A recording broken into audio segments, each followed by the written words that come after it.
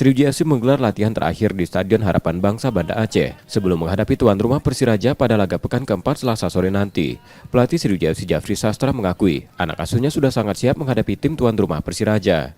Meski masih belum meraih hasil maksimal dalam 3 laga terakhirnya, skuad Sriwijaya FC tetap bertekad mencuri poin di kandang Persiraja. Pelatih Sriwijaya FC Jafri Sastra meminta anak asuhnya untuk mewaspadai seluruh pergerakan pemain Persiraja. Ia mengaku sudah mempelajari permainan tim tuan rumah. Kalau target pasti kami ingin bermain baik dan mendapat poin di sini. Kalau masalah yang pertama tadi tentu kami akan kerja secara kolektif saja nanti di lapangan. Berarti nggak ada pemain. pemain yang... Semua pemain Persiraja sangat baik dan bagus yang harus kita waspadai secara tim.